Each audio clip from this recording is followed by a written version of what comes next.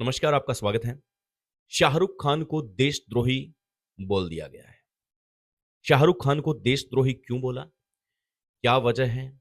आपको बताते हैं क्योंकि उनकी जो टीम है, आईपीएल की जो टीम है, वो उसके अंदर बांग्लादेशी क्रिकेटर हैं। हमने पहले ही कहा था एक एपिसोड के अंदर कि बांग्लादेश में हिंदुओं की हत्या हो रही है, हिंदुओं को मारा जा रहा है।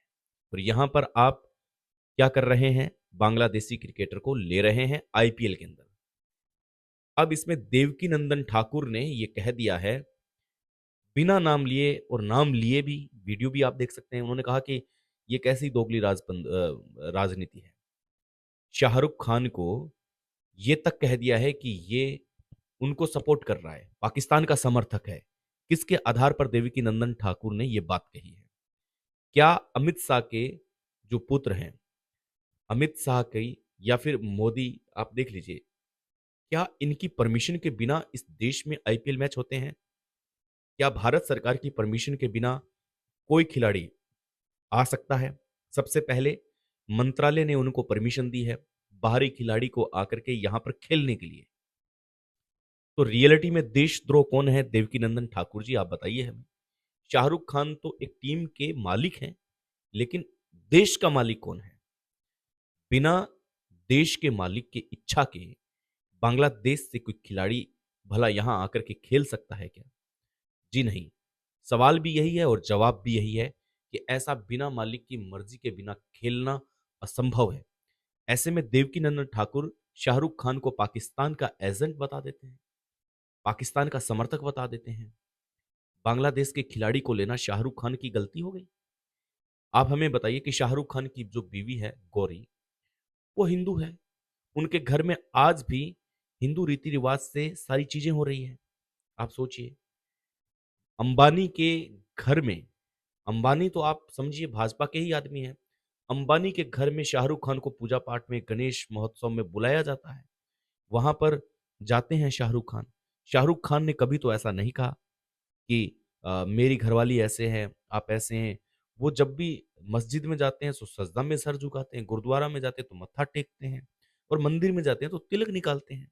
आपने देखा होगा, बिल्कुल भगवा पहनते हैं। हमने कई वीडियोस देखे हैं, आपने कई फोटोज देखी है। तो किस आधार पे ये कह रहे हैं आप? अगर बांग्लादेश से कोई क्रिकेटर आया है तो वो किसकी परमिशन के बिना आ गया? परमिशन किसकी है यहाँ? आप खुद सोचिए कि परमिशन के बिना तो आ ही नहीं सकता। परमिशन केंद्र सरकार से परमिशन मिली है, भारत सरकार से परमिशन मिली है। उसके बाद में वो खिलाड़ी यहाँ के आके खेल रहा है, तो उसमें शाहरुख खान की क्या दिक्कत है? शाहरुख खान की क्या प्रॉब्लम है? जूही चावला को तो आपने नहीं कहा देशद्रोह। जूही चावला को भी तो आप कहते, लेकिन नहीं, वो हिंदू है तो क्यों कहेंगे? क्या भारत के मुसलमानों को आप सीधा टारगेट करेंगे? क्या भारत के ऐसे मुसलमान जो पूरे विश्व के आइकॉन हैं, आप उनको टारगेट करेंगे? गलत है। दूसरी हम बात कर रहे हैं, मंत्री कैलाश विजयवर्गीय एनडीटीवी के पत्रकार को धमकी दे रहे हैं कि आप घंटा होकर आए हैं, ऐसी भाषा का प्रयोग कर रहे हैं। कहां से ऐसे प्रश्न, घंटा होकर आए हैं आप? फोकट के प्रश्न। जब कोई माइक लेकर के एनडीटीवी का पत्रकार जब कोई पूछता है, या किसी भी चैनल का पत्रकार हो, अगर वो माइक लेके, उसको स्वतंत्रता का अधिकार है, पूछने का अधिकार है, उसके पास लोगों का जुड़ाव है, लोग जुड़े हुए हैं, वो लोगों की आवाज है, वो अगर माइक से पूछता है। बहुत सारे लोगों को अभी तक जो रिफंड की बात कही गई थी वो भी नहीं मिला कैलाश जी, और पीने के पानी की ठीक से अरे व्यवस्था छोड़ो नहीं यार, है। तुम फोकट प्रश्न मत पूछो नहीं यार। फोकट नहीं, ये तुम तो मैं तो यार वहाँ होकर 4 आया दिन हूँ। से क्या क्या क्या घंटा हो गया है, तुम बात। कि इंदौर के अंदर जहरीले पानी से लोगों की मौत हो गई, इस पर आपका क्या कहना है? हम वहां होकर के आए हैं, आप हमें बताइए कि वहां की स्थिति सही नहीं है। और पत्रकार जब ये प्रश्न पूछ रहे थे तो उनका लहजा बहुत नॉर्मल था। उन्होंने कहा कि मंत्री जी, हम वहां होके आए हैं, अब बताइए। लेकिन उन्होंने उस पत्रकार की सरेआम ना की बेइज्जती की, बल्कि खुद की फजीहत करवाई, और इसके बाद में गाड़ी में निकल निकल गए।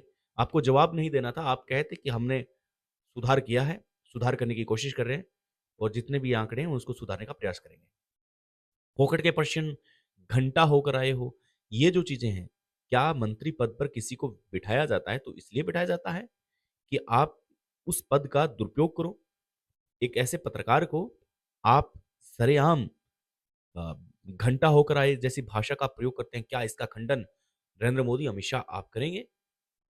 क्या पत्रकार की भाषा पर आपको आपत्ति है, लेकिन आपके मंत्री ने क्या कहा, भला कोई पार्टी का जिम्मेदार व्यक्ति बताएगा? ये सवाल बनता है, और सवाल बनना और सवाल खड़ा होना जरूरी है, क्योंकि आज के इस युग में यही चलता आ रहा है। किसी को आप देशद्रोह कह दे रहे हैं, वो मान लिया जा रहा है। किसी पत्रकार को आप इस प्रकार की भाषा का प्रयोग करते हैं।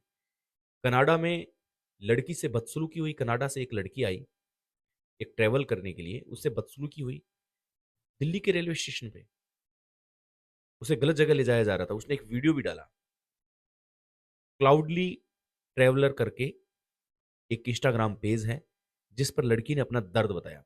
आप इन चीजों को ठीक करने की बजाय आप देशद्रोह और इसमें फोकट के प्रश्न आए, इसमें आप उलझे रहेंगे। ये कहाँ तक सही है?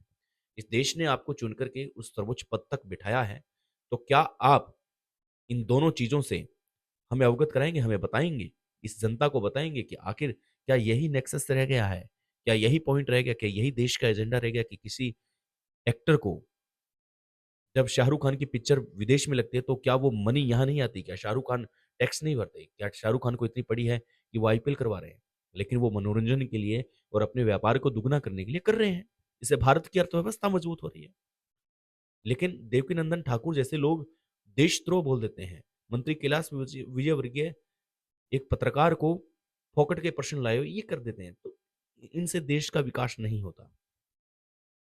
हमें भी बड़ा दुख है। अब शेख हसीना रह रही है दिल्ली में प्रवासित होकर के बांग्लादेश से। आपने क्यों क्यों नहीं कहा भारत सरकार को, आपने क्यों नहीं कहा उन मंत्रियों को कि भैया ये कहाँ से रह रही है, प्रवासित होके आई है, रह रही है? आप उन पर नहीं कहेंगे। जो नीचे के लोग हैं, जो इस देश की अर्थव्यवस्था के एक मजबूत स्तंभ है, आप उनसे प्रश्न करेंगे। यार क्या सौभाग्य है, क्या दुर्भाग्य है। नमस्कार, आपकी राय जरूर बताइएगा।